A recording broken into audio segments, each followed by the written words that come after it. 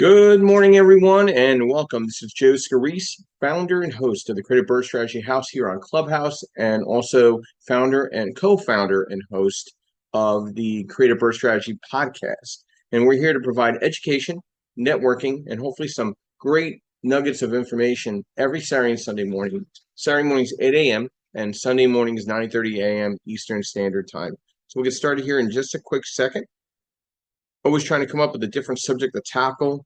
Make sure we're really getting something out of it. We'll get things set up here in just a few minutes, as fast as my thumbs will work. A lot of things to talk about. We didn't really cover this past week's endeavors, and obviously we're all aware of the assassination attempt of former President Donald Trump. Our prayers are with him in this time of really high concern of our entire country at this point. So let's put our prayers out there for him. Whatever party you fall under, it doesn't really matter. It's a man that somebody tried to kill. So it was a half an inch away from death.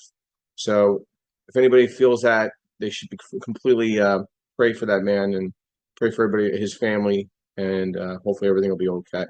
So it'll be very interesting to see how the market reacts as well on Monday to that. I think it'll be a very active market on Monday, volatility as well as economic push and pull. So I'm going to get started here in just a few minutes. Our discussion this morning: identify, prospect, and solution real estate investor strategies. But first, I'd like to thank our sponsors as always. I'd like to thank Perkatech, Yardell Perkins, our social media strategist, who provides a consistent support and partnership in this podcast. We are now celebrating our 51st podcast. We got past the 50 mark yesterday, and we're here to. Our concern is about education. Our concern is about making sure the real estate professional provides that insight, and where Yardell comes into play is the social media support, the understanding, the strategy. I'd like to thank Realty 411 with Linda Pelagas, a national publication for real estate professionals and services throughout the country, as well as national events. She has a big upcoming event in LA, the Grand Los Angeles Expo. And then we have MB Capital, your unsecured business line of credit provider of unsecured business lines for real estate professionals and business-to-business individuals. And then Lendmark Capital, where I'm a senior loan analyst, where I provide asset-based lending in the DSCR space, 1 unit up to 25 units, single family to multifamily, fixed to rent, fixed to flip, new construction, blanket loans, advisory and strategy in growth and scaling your real estate portfolio in the asset-based lending space. So today's discussion: identifying, prospecting, and solutions for real estate investor strategies. To identify and prospect and provide solutions for the real estate investor strategist, it's essential to understand the various approaches the investors use to generate returns. And we're going to break that down at common strategies, how to identify and prospect and tailor solutions for everyone that's listening in this morning. But I want to tackle and go back. We kind of pushed off just updates to the market. We had a 0.10% change, 0.0010 change in our inflation, and you thought the world was saved. But I personally think it was a government ploy. But the market did react. We did go below 7% on our rate. We're about 6.82, 6.85. That might bounce back. That was just kind of like a blip. Inflation going down only a tenth of a shred doesn't really make much of a difference in the grand scheme of things. I think people in their pockets still feel that there's a lot of inflation, a lot of heavy costs to do whatever. I mean, I just booked a bunch of hotel rooms. My eyes just explode when I see the prices for hotels at this point to stay overnight one place or another. So very interesting to see there. Investor buying, another article that caught my eye that I posted this past week. Investor buying activity picks up after a 2023 slump. The investors are coming off the sidelines. There was zero home buying experience in the spring market. All I'm seeing is, where are the investors buying? whether it's Class C, B, or A, they're buying, and they're buying heavy based on asset-based lending products. The non-bank versus the bank lending, the whole non-bank environment is far exceeding any bank expectations, and it's not going to get any. It's not going to even get any slowing down. We're busting at the seams on DSCR and fixed to rent, fixed to flip.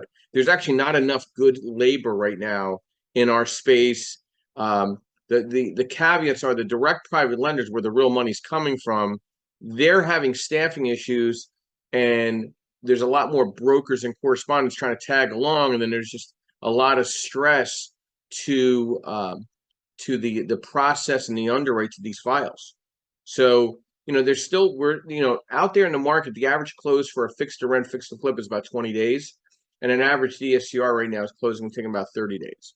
So it's still there, but there's a heavy stress to the process and the underwrite to these files. But right now, homebuyer activity has reduced. Investor activity has increased. It's going to continue to increase. It's going to outpace the market as a whole. I don't see that. I don't see a fall market at all coming back just because the rate came down an eighth. Our commercial rate stayed pretty much the same, around 7% base rate. So not much change there in the LLC space. Housing inventory still tight, but how can these vacant properties play a role? That was a very interesting article. There's a lot of of COVID era foreclosure moratoria that's out there on these national banks, that they can't get a lot of these vacant properties to the market. And the downside of the vacant market and the challenges, not only in the housing market, but also for the neighborhoods and the communities. Like, how's this going to impact these communities when you have blighted houses sitting out there that they can't get to the market? I know there's going to be a lot more AI involved with a lot of these vacant properties and getting to the auction houses and getting to the front line, but there's definitely a sludgy point right now to get these properties out of foreclosure and get them into the share sales, or get them to tax sales, get them out and push them out, get them to the investors to renovate and fix to flip, fix to rent, renovate, whatever they got to do, because the home buyer, today's home buyer is not geared toward renovation. They're not geared toward buying and renovating a property. They want to go and they want to move into something turnkey. I mean, they'll put some paint up, some minor stuff, but this is the advantage that us investors have. We have a plethora of a power team to get in, renovate, identify, get the deal up and running, and get it to the front line, whether it's to sale or to rent. I just don't see this whole huge group of home buyers saying, "Hey, I want to do what HGTV does, and I'm going to buy and renovate these properties." It's just not going to happen like that. It's not going to happen like that. So, this ties into, for the real estate investor, identifying prospecting, solution making for real estate investor strategies. There's a huge demand of combination of innovation, strategic foresight, and adaptability in 2024 going into 25. The cost of capital availability, property prices, vacancy levels, leasing activity, transaction activity, rental rates. You need to get familiarized with all of these bullet points. Embracing prop tech innovations, like we talked about yesterday, is so important, and harnessing data analytics to understand your market, identifying opportunities and risk mitigation to renovations. And if you're going to play ball in accumulating rental properties, is identifying the right investor management software. Exploring emerging markets and areas. Go 10 miles more out. Believe me, don't worry, that rural market's going to become suburban market very soon. I can give you a great example. There's a corridor up in the Delaware Water Gap where Pennsylvania, New York, New Jersey is. They're laying track down in from Scranton down into the New Jersey market, and the word has it they're going to bring it into the Tobyhanna area.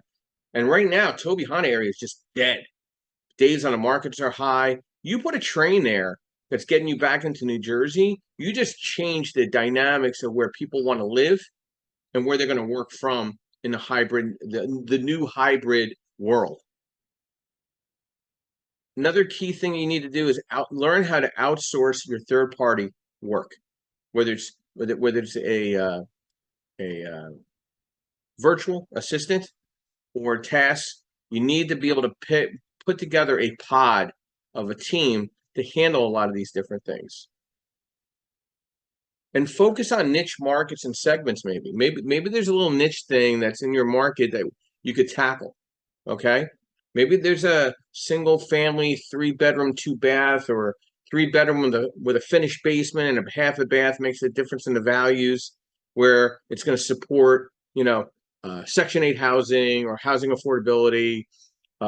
Maybe look at that 5 through 10 unit type of multifamily. How many are out there right now?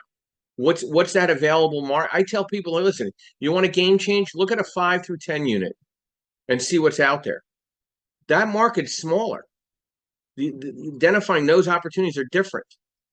So you got to identify, prospect, and solution solving. Like the state of Pennsylvania just shut down wholesaling for the most part, other than if you're a licensed real estate agent, or you can only wholesale commercial properties, meaning 5+ unit multifamily, or you can only do commercial industrial wholesaling or land. That law is coming into effect. I think that law is going to go into effect throughout the country. I think Pennsylvania is just a starting point for where you need to be a licensed realtor to be a wholesaler. There's just too many bad apples in the batch that are creating chaos in an industry that's not regulated at all.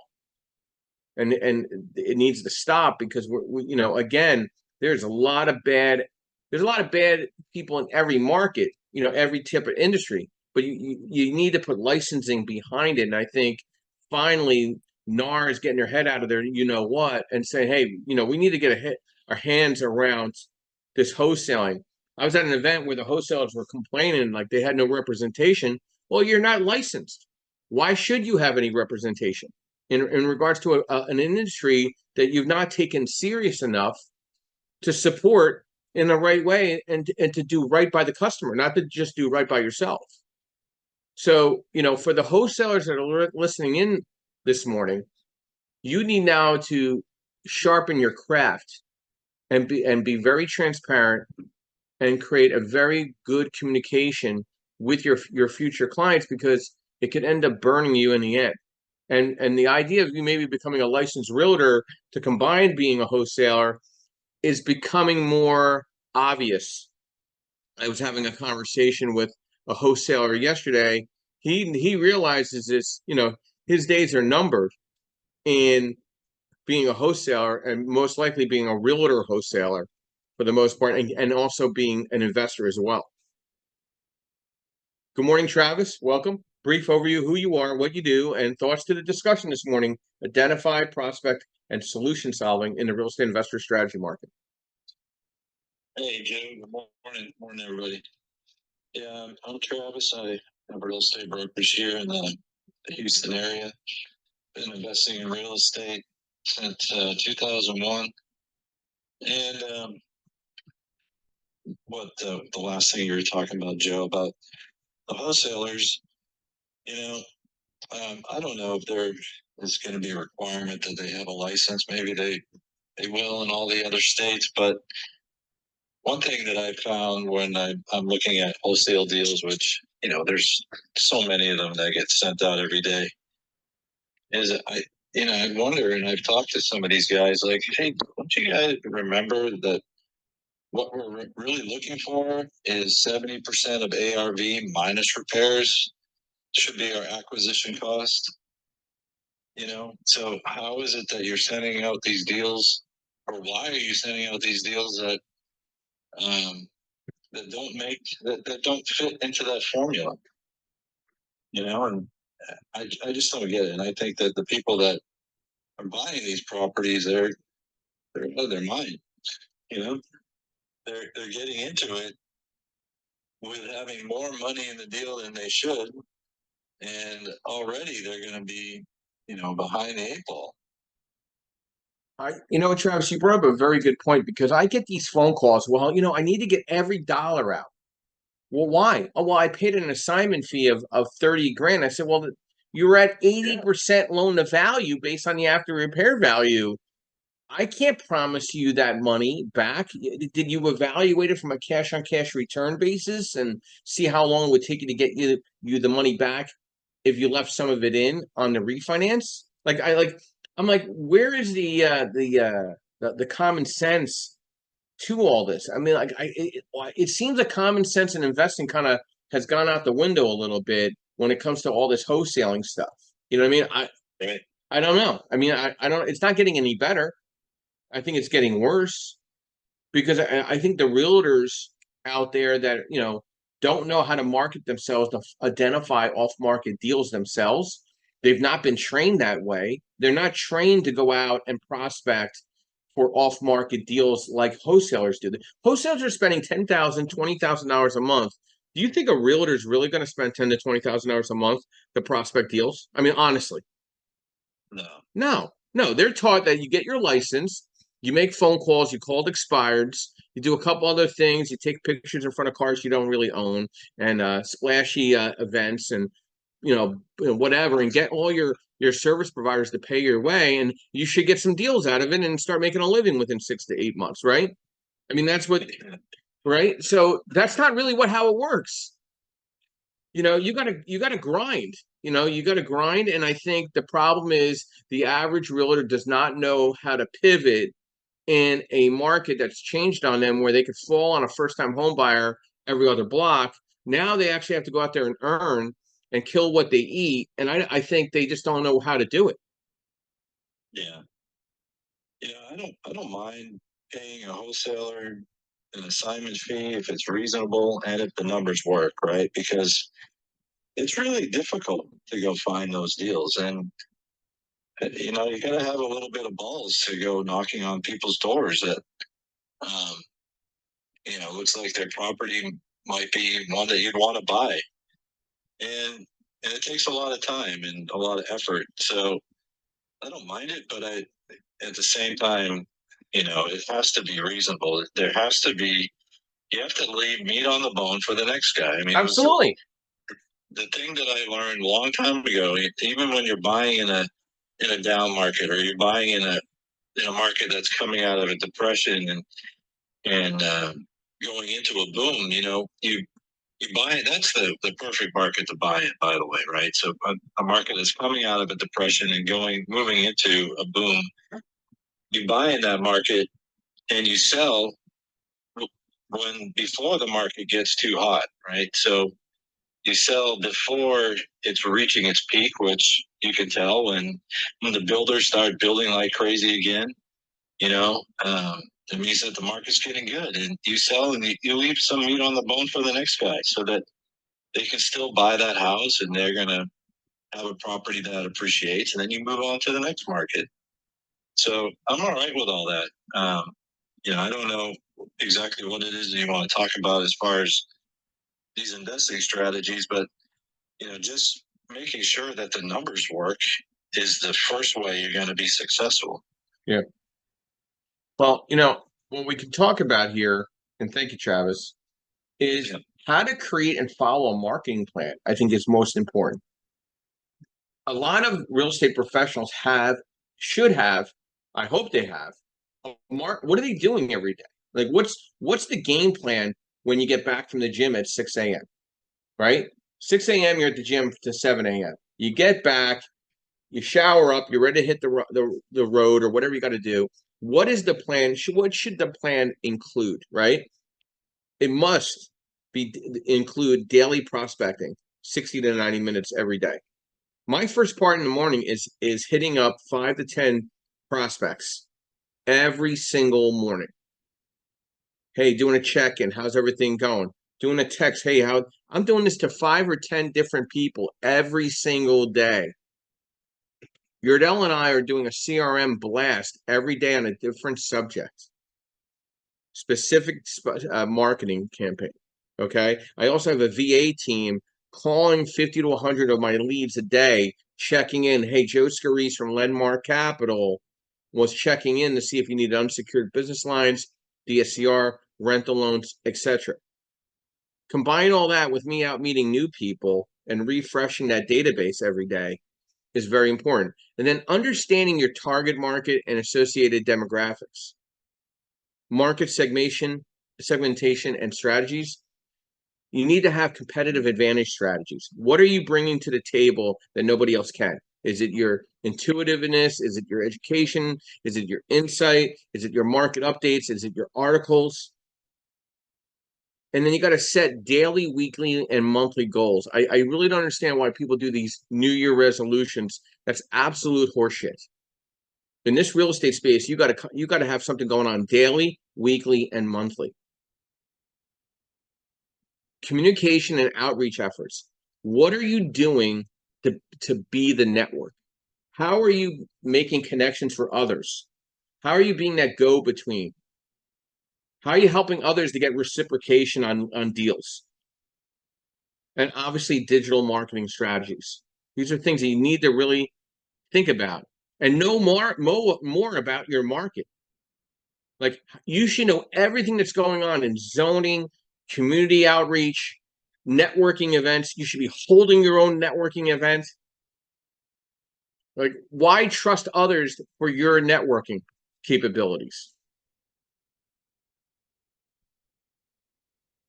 Why? I'll give you an example.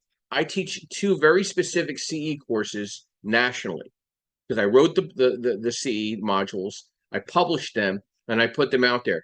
Do you think I'm depending on realtor associations to help me get in front of realtors to teach that CE? Absolutely not. I'm depending on myself because the realtor associations have their own set of problems. I'll be surprised that they'll be all in business in the next 5 years, to be honest. So you got to know what your realtors need. You got to know what your investors need. You need to know what your service providers need, and check in with them and see what they need on a week to week, month to month basis. But you definitely need to know your market. Irony enough, it's kind of funny. Like every once in a while, my wife and I will go into Philadelphia. She's from Philadelphia. I'm just driving around doing what we got to do. I kind of know Philadelphia sometimes better than her when we're driving around. I know my market. I also know the New Jersey market. I know the Delaware market. I know the Maryland market, the Virginia market. I'm pretty strong in the Northeast. Then after that, it's market by market. But I learn my markets. I identify with my markets. I investigate by looking at data and matching it up with professional services in the field there.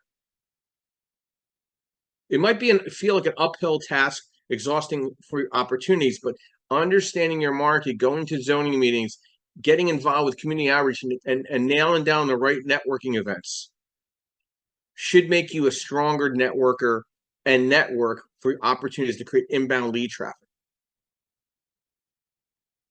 Justin, good morning and welcome. Brief overview, who you are, what you do, and thoughts to the discussion. Identify, prospect, and solution solving with real estate investor strategies. Yeah, good morning, Joe, and everybody else in the Birth Strategies Club. Yeah, I think it's a good topic. I'm kind of multitasking a little bit. Going on right now. I'll tell you this. I heard y'all bring up a couple of things about wholesalers and realtors and stuff like that. I always feel like it's important as an investor to know in some way, shape, or fashion to identify a product or type of property that you're looking for. Kind of need to know. Just for example, it doesn't matter if it's property, it doesn't matter if it's something or whatever. You need to know kind of somewhat of the process, right? What makes that deal a good deal? Not generally speaking, but actually speaking. Physical piece of property, you need to know. You need to have a long term. You need to have a overall strategy for whatever it is you're looking at, right? This is prior to reaching out to a realtor or a wholesaler. And the reason is you kind of need to tell them what to look for. You don't want them blindly sending stuff. Just hoping you find a deal. I find this a lot, but like first time investors and early on investors and stuff like that, they're just looking to get something, and they're just excited about the prospect, which is great. We all start there, but I think you have to get scientific about everything, and that includes, right, identifying the right type of professional. So whether that's the lender, whether that's the wholesaler, whether that's a realtor, these people need to be vetted to the point where can verify. Even vetted even means you're using them because another successful person doing whatever it is style deal you're doing is using this person, right? That's a good. That's one of the easiest ways. I'll say the easiest way, right, to identify a professional that can get the job done, right? And so, another thought I had is this was randomly, Joe, a couple weeks ago. I started texting stuff. Um, Knowing the process well enough to know that you're. I mean, I don't know why people shop houses, right? But I think people should shop for money a little bit more. I think that, I think that should be thing as well too. It's not so much about the interest rates, it's about terms, it's about process. I think that's very important thing for example, somebody flipping houses or somebody building a portfolio of rental properties, right? Knowing the process of knowing the lending process, right, is important and understanding how you're going to cycle back to your next step. You know, what is going to be your next step? Are you going to do something short term? Are you going to do the 5 year? Are you going to try to do a longer fixed rate situation? Right? Am I in the price range to do that type of deal? Like you need to know what what product it is you're trying to you know develop, invest in, or whatever the case may be, and you absolutely need to be up to par on that strategy and how to best for that thing. So that's my thoughts, man. You know how I feel about wholesalers and stuff like that. So I won't go there, but man, great, great topic. Well, thank you, Justin. And irony enough, just yesterday talking with a gentleman that I really I find to be a very nice real estate professional. He is a wholesaler. He's a hustling kind of guy. He's getting a license. He's like, Joe, what do I need to ask my clients to get a loan in the investment space? I took the time and I sent a complete write up, the bullet points. These are the questions. If it doesn't apply, just put NA. If you send that to me, I could put a loan together for you and your client, and I could pay you a referral fee or origination fee because I'm allowed to, because I'm not regulated. And I know somebody in the chat brought it up. I feel bad for a lot of residential loan officers right now. They're very lost in the sauce if they weren't able to pivot in understanding non-QM lending, because home buying, lending is flatlined. Somebody's only buying a home out of necessity in certain markets. Certain markets are staying strong. Most markets are soft. So for the most part, if you didn't stay ahead of the grade in understanding the change of the lending criteria out there in the non-QM space, most loan officers that work for a banker, broker, or a bank, they have non-QM, but it's regulated. There's definitely a difference between non-regulated and regulated non-QM under a banker, broker, or under a true non-QM asset-based lender. And not a lot of people really want to, I guess, don't really understand that, but it definitely makes a difference in discussion with clients, because they're like, hey, do you need my tax returns? Do you need my pay stubs? Do you need my W-2s? Do you need my 1099s? No, I don't need any of that. Okay, so there's definitely a change in the loan officer, not just the real estate agent. The real estate professional is actually staying quicker and ahead of a lot of these other industries, knowing how these products and programs are getting out there, whether it's new construction. Build to rent is very popular right now. Spec development, fixed to rent, fixed to flip, DSCR. DSCR goes from 1 unit up to 25 unit multifamily under 3 million. That's really, really powerful. Okay, that's a really powerful parameter of opportunities for a lot of investors that couldn't get into a deal because they didn't have the documentation. And most of the more savvier wholesalers have a larger sphere of influence. So if they decide to or have to get licensed, to justify what they're doing from a wholesaling perspective, and then unloading some of the properties, hoteling or even buying the properties themselves and putting them on the market, per se, the MLS, their circle of influence is going to be way bigger, way quicker than an average real estate professional coming into the market today, just as a licensed realtor or as a licensed loan officer. And you need to follow a social media strategy consistently. You can't just say, hey, one day I'm going to start marketing today, and then don't do anything for a week. It's every single day you got to garden and mulch and provide topsoil to your social media garden.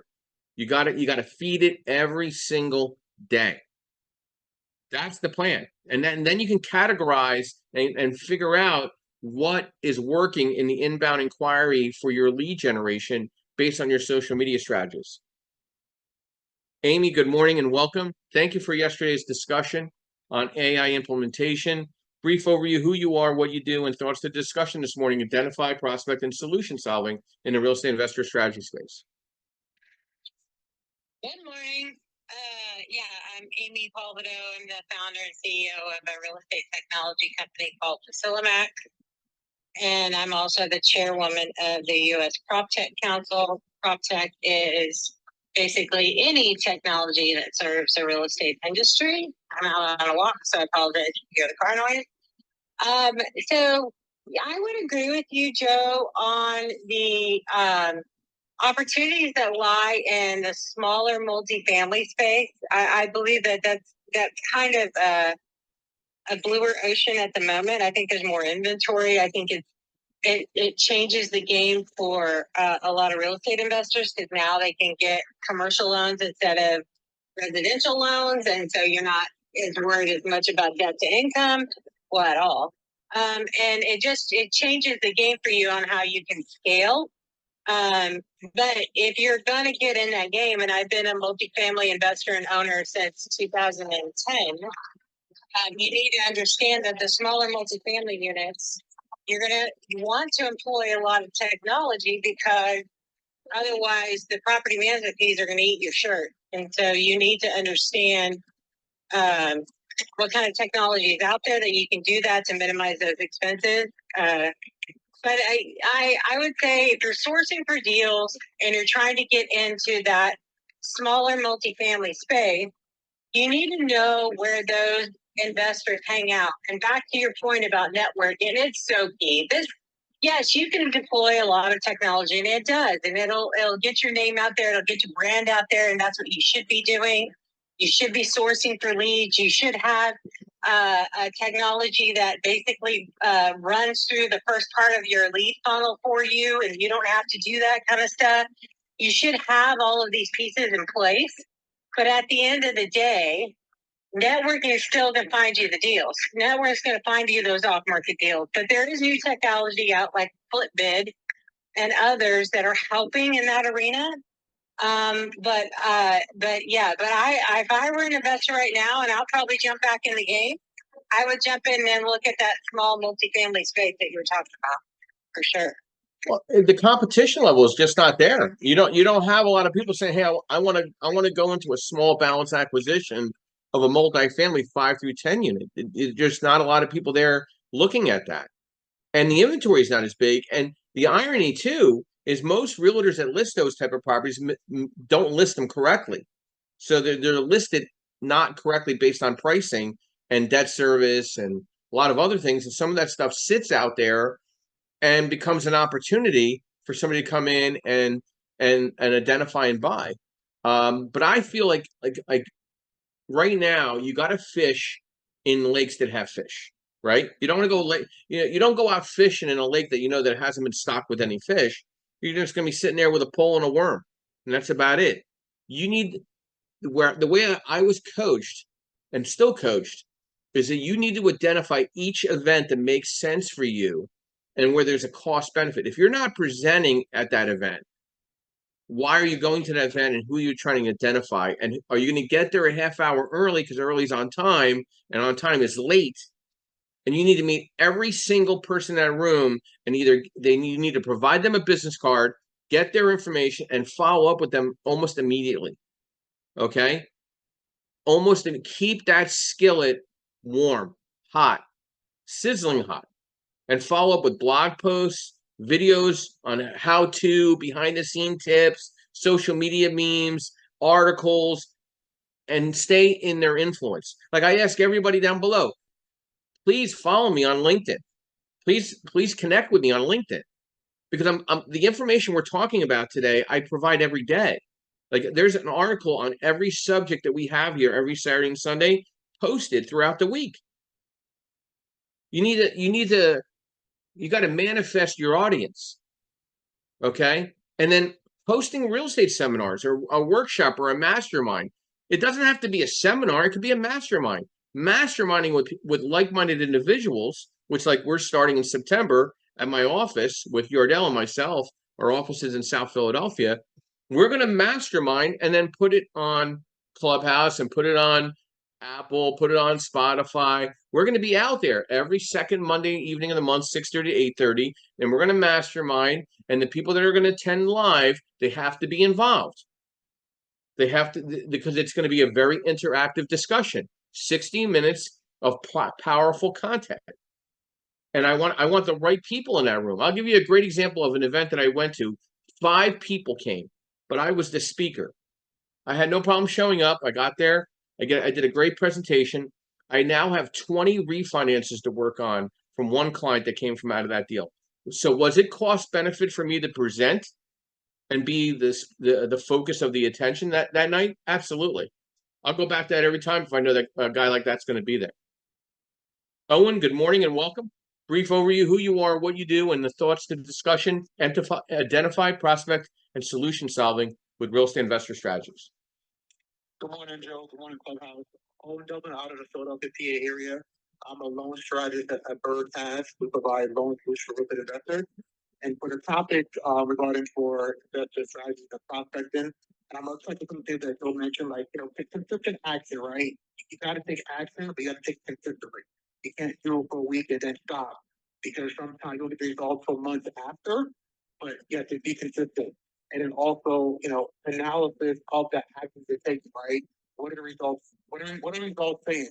Which actions are yielding better, better crops as you're taking the action? I also want to add, understanding market conditions and changes. When I say like changes, for example, hazard insurance for properties have evolved compared to like 5-6 years ago. The price of, everyone has a certain property type going up compared to 5-6 years ago. And it now is an important factor, I believe, when it comes to real estate investing. And also, too, for example, other changes. State of PA just passed the bill for residential wholesalers. You have to be aware of the things that are going on in your local environment. And then next, what are you doing to get better? Personal development. What books are you reading? Where are you networking? You got to network, you got to read, you got to get better. And then lastly, realistic with your numbers and your goals. When your numbers go, are your goals realistic to the current market and environment and where you're trying to invest? And thank you. Owen, thank you. Is one of them to play chess with you? Is that in the list of things too? We do have to play this here. You let me know. I'm in PA, New Jersey. Let me know which state you want to lose it. Well, my personal preference is Washington Square Park in the city in New York, but we can't have all our wishes. You know what I mean? But that's where I used to play chess. So thank you, Owen. And Owen and I are colleagues and associates. I mean, at least over a decade, right, Owen?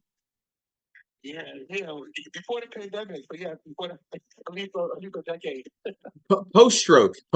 So pre-stroke. So when I was 390 pounds, he knew me, and now he knows me when I'm 225, and I still hustle the same way, right? That's true. Yeah. So some factors to real estate investing. Property location. What is the investment purpose and the investment horizon to that property? What are the expected cash flows and the profit opportunities? Is it a tear down? Is it renovation? Is it light rehab? Is it heavy rehab? Is it full-blown gut to the studs? Valuation of the property. And then what's going to be your leverage, right? Like what type of financing are you going to need to be able to be involved with? What's the debt and what type of equity are you going to need to be able to bring? Listen, if you're thinking you're going to get 100% financing on everything, you're not in the right business. you're really not in the right business. And overall, what is that real estate market looking like? Is it a rental market? Is it a home buying market? Is it kind of in flux? Are values decreasing, increasing? Is it stagflation? Where's the location? Is it near a train station? Is it near the bus? Is it convenient to a college, a school? Who's going to be your tenant? And understanding what your credit score and how that's going to impact pricing, not just from the bridge perspective and the fixed to rent, fixed to flip, but the DSCR. Rates are different when your rent is from your credit's from 660 to 680, 680 to 700, 700 to 720, 720 to 740, 740 to 760, 760 to 80, up and up. And rates are good and bad from there. So you need to take all this in consideration and factors to real estate investing. The old thought of location is just not the king anymore. There's a lot more factors that need to be taken into account when evaluating and prospecting and solution solving for your real estate investor strategies. Timothy, good morning and welcome. Brief overview, who you are, what you do, and thoughts to our discussion this morning. Identify, prospect, and solution solving for real estate investor strategies.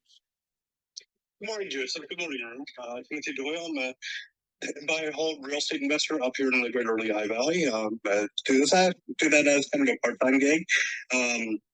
The other part is I actually co-host the Lehigh Valley Real Estate Investors and Wholesalers Club up here in the greater Lehigh Valley. I may have that name wrong, but you can find us on Meetup. We meet every second Thursday of the month. Joseph, you come up and visit us, and we're grateful always for your presence and your knowledge. My thoughts are, again, it's going to be a turn in the market with wholesalers, and I think it's a good term because we've mentioned that, and mentioned a couple of things in the back channel as well, where essentially, for what we have out there, or the limited amount of inventory that is out there, a lot of it's getting gobbled up by bad deals, bad wholesale deals, et cetera, et cetera. And the fact that the state of Pennsylvania passed that law unanimously that wholesalers will now need a real estate license, I believe it's within the next 180 days, 190 days. I don't know can't remember the exact parameter, but in order to wholesale a property, it's a good thing. It's a step in the right direction because there have just been a lot of bad deals, a lot of things getting overpriced because of this. I've seen it where the sellers have been left with the bag and the gamut of stuff, and these wholesalers unfortunately don't have their skin in the game. So in Pennsylvania, the identify and prospect solutions on a wholesaler's end is going to the landscape of that is going to completely change. Out here in Pennsylvania, I don't know about in the other states, but I'm pretty sure they're very similar, where the wholesalers would have to, or any real estate agent out there, or anyone who has a license, in order to do business, has to hang their license with a broker. Here's the caveat to that: a lot of brokers I've seen, outside of a few, are would be comfortable, or even know what wholesaling is, or know how to get those deals. For those who are very familiar with wholesaling, if you do it right and are a good wholesaler, you have your sheets, have your numbers, and have a contractor to back up those numbers, for example. It would work best in your favor. However, again, like I said, I think there's going to be kind of a big gap there, minus the ones who are already doing it and have the real estate license and linked with a broker. So I'm looking to see some of those numbers turn around and things start to get a little bit better in that market, at least in Pennsylvania. I don't know where some of the other states are going to fall, but I know there are some other states that now require some sort of licensure to have to be able to wholesale. I know Philadelphia, you needed a license, but now that's going to change as well. So I do agree. Unfortunately, this was an area that was the wild, wild west and wasn't regulated. And now, because there are a lot of bad actors out there, Joe, you've mentioned the people wearing the rented Rolexes and renting one of those high-end cars for $1,000 a day and taking a picture in front of the Biltmore Estates. Biltmore is in North Carolina, for those who don't know it.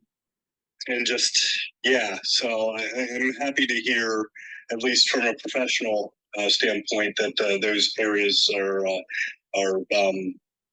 cracking down, as well as also Amy and all of us had that conversation yesterday about leveraging AI and how AI works and the ins and outs, and especially what I do for my professional life, for my full-time job, is implementing a lot of those systems, but in the medical arena. So again, Joseph, that's all I have. Again, Timothy Doyle, Steel Hill Properties out here in the Greater Lehigh Valley. Remember, if you can't buy it, steal it.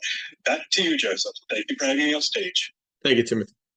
And and my thought to what you just discussed specifically, you get to a closing table, everybody's licensed at the table except the seller, the buyer. Well, not all the time, but the buyer could be a licensed realtor. Okay. But the person that's negotiating out the deal has no licenses. Like, that never made any sense to me. So then why even bother go get your real estate license, I would say to myself, right? So I've been talking about this since starting this house here on Clubhouse, as well as on the podcast. I think licensing is a requirement to be a wholesaler. That's it. If you can't get licensed, obviously because of whatever your background is or whatever, that's your problem, not mine. That's why you need to have a license. You need to have a driver's license to drive. You can't just drive randomly. You need to have a driver's license. You need to have ID to get into certain places. So why wouldn't you require a licensing for a niche strategy within the real estate industry? It doesn't make any sense to me. And now, people are upset. That's okay, because you know what? This too shall pass, and then you'll find a way to do whatever you're supposed to be doing correctly. That's all. It's just another way of being a better person in the industry and connecting with people and strategizing with individuals, identifying the people that you want to surround yourself with. Yeah, I have 3 Facebook profiles that have 5,000 people in each one. I have a Facebook profile, a business page, probably got 20,000 followers, and LinkedIn, 20,000 followers. But I have very specific people I connect with on a day-to-day basis. That's my power team. Okay? It expands, it contracts, it moves around, it shape shifts. You need to identify your bullpen and who you're going to roll with. And you got to also identify the right events to go to and be confident and competent when you're at these events. I'm going to jump back to Owen real quick. Owen, we were at a mutual event this past week, right? Did I take my time sitting around, or did I go up to every single person in that room? Well, I wasn't monitoring the actors, Joe, but I think we were both network there. We both contributed to the questions and answers town hall. Oh, we were all over it, right? We were all over it, correct? Yeah, because for those events, it was actually a great type of the think tank event. Yeah, that was a great design, that event, where it's almost like a clubhouse, but in person, right? The person had a question and allowed the audience to give their feedback. So it was actually a good event. Well, there's some theatrics to it, as well, as we know, because the loudest people in the room typically have the least amount of knowledge in what they're discussing, and that's okay. You got to let them talk. But like you and I were very specific in our answers when we raised our card, because we're licensed professionals in our field. We're not going to make ourselves look bad in front of others. And 2, we're going to give honest opinions of current and past experiences, whether personally or on behalf of others. Right? Is that what we do as licensed professionals? Agreed. We're both licensed bankers. We're both non-QM lenders. We're both licensed real estate agents. We're both real estate investors. I think we had a lot of layers that bring to transactional experience to individuals that were in the room that didn't have that experience, didn't have those type of transaction involvement. So, that's the type of event that I want to be involved with. I'll go back to that every other month and rotate that with other events to build out my network with local or regional investors and professional services, of course. You got to connect with people. You got to network with people. You got to be a difference maker. You have to have a good software to make sure you can stay in touch with these individuals, whether it's through all the social media sites. Like I'm conducting an audit right now on all the sites that I'm on right now, making sure all my information is correct, it's up to date, has the right correct information, contact information. I giggle when somebody says they couldn't find my contact information, because it's on every one of my professional profiles on every single site that I'm on. But that's okay. That's what they made themselves feel comfortable with to say, and that's okay with them. Mr. Edward Dowling, good morning and welcome. Brief overview who you are, what you do, and thoughts to our discussion this morning. Identify, prospect, and solution solving with real estate investor strategies. Good morning, Eddie, everyone. My name is Ed. I'm with a preferred partner with the NB Capital. And me and you spoke about this a few times, Joe, about these being licensed. I think it's all about to make sure the consumer is being treated fairly. Because there's a lot of cowboys out here just writing deals that are not deals, and they can't move, and they're just wasting people's time and hope. When they shouldn't even be in the business by doing that. Well, listen, Ed, as you know, you've been in the industry a long time, and the famous quote is, "You see people on the way up, and you see people on the way down if you stay in the business long enough," right? So, right now we're in a changing of the guard. AI is coming up fast and making vast changes in the real estate industry, and these real estate the NAR is waking up to what type of toxicity is in the wholesaling space for the realtor. Okay, and that's not it. Again, that's only one small piece of prospecting and identifying and solution solving, but it's definitely gonna solve a lot of problems with sellers being taken advantage of that don't know the values of their property. I mean, there's some people that just live in a bubble. They don't know about all the stuff that we're talking about. They're not out there. They clock in and clock out at a job, and they don't pay attention. They're not on all these social media real estate groups and Facebook groups and LinkedIn and all that stuff. They don't care about all of that. They go to work and they come home. So like there's a large percentage of that, and those are the individuals that need to be protected because they don't know. Right, and there will be no more $10 earnest money. I mean, you're going to have to put some skin in the game to get these things under contract, as you should. It's too easy for these guys just to walk away and leave the seller hanging. But Ed, listen, there's more money available in our industry, in the lending space, than ever before. Like if you can't find money for a deal to take down yourself, then it's not that good of a deal. Because there's so much money out there to partner with somebody to either, I mean, I could call up 10 people that like, hey, listen, I got a deal. It's going to bear this kind of return, blah, blah, blah. And I'll pay you 10% on your money. I could line up 10 people right now for that, to pay them 10%. If you enter into a contract with either intent never to close or the means to close, it's actually a fraudulent contract. So I don't think you're how do they enforce that? Well, I mean, listen, and that's where we're talking about how do you identify and prospect and solution solve with your team building, identify lead generation, identifying your market. I mean, I know a lot of people that, they claim they can't find deals in their market. They're looking at other markets, and there's a lot of great markets out there, and you might not be in the market for you. It might not fit. Okay. If you're in New York City, you're not buying skyscrapers. Okay. You're going to have to invest elsewhere. If you're living in whatever, maybe like Miami, you probably can't afford to invest in your own city, but you can invest elsewhere. I mean, I'm talking about high ticketed, markets like LA, San Francisco.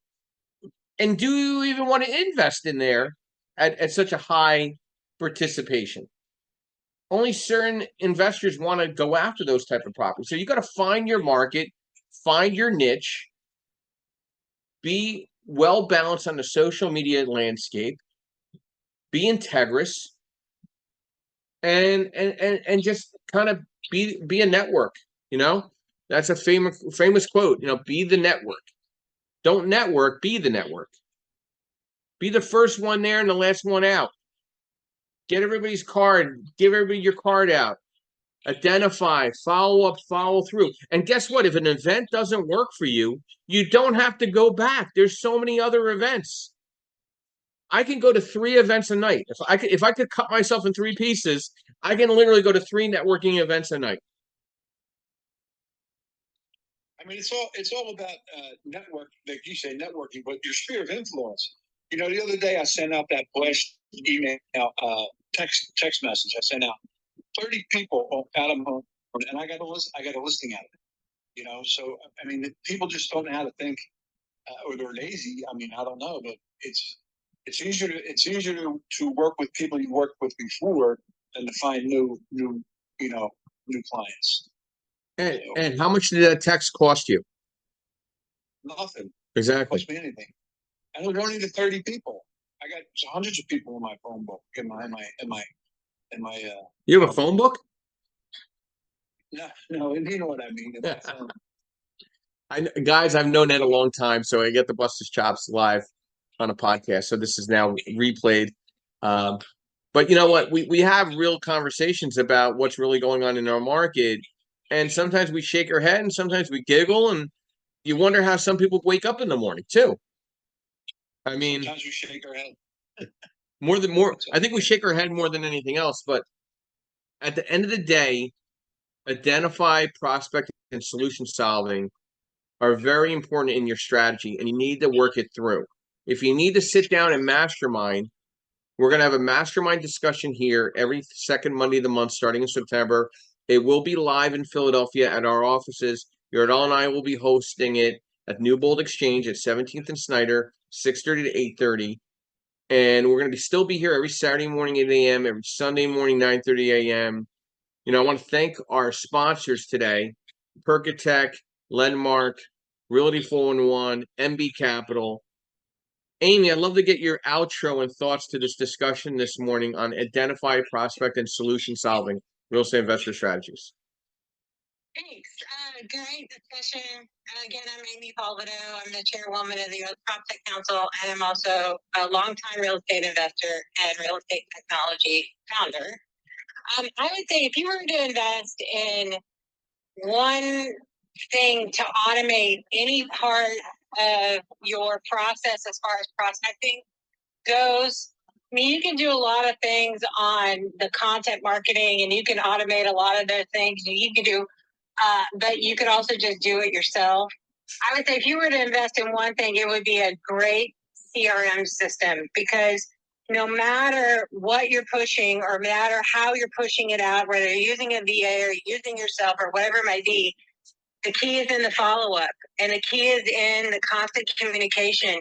So if you had to pick and choose because you're trying to, pinch your pennies, invest in a pretty good CRM system, and that'll get you farther faster. So that's my outro, Joe. Thanks for having me. What happened to the half a nickel? Oh, my half a nickel. Yes. My other half a nickel. There you go. You got a full nickel today. Listen, who pays attention to your lines? Come on. Give me a little credit, right? I feel you. Yeah, for sure. Yeah. Thank you.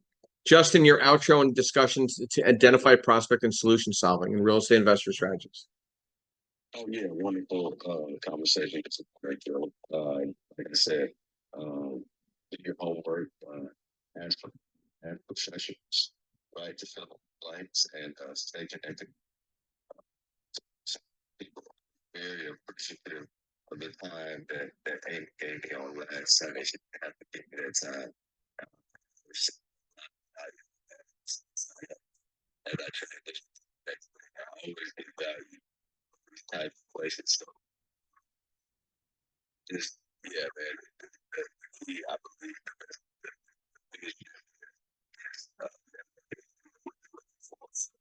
Thank you, everybody, and you guys enjoy the rest of your Sunday. Thank you, Justin. Guys, network, social media, consistency, and continuity. You need to focus in, tie together, be a better real estate professional, be a better communicator, be able to be confident and competent, listen. Sometimes silence is better. Take it all in. That's my final thoughts. I want to thank everybody this morning. I want to thank Owen for popping in, Timothy for popping in, our audience chat. Excellent this morning. We'll be back here the next Saturday and Sunday morning, 8 a.m. on Saturdays, 9:30 a.m. on Sundays.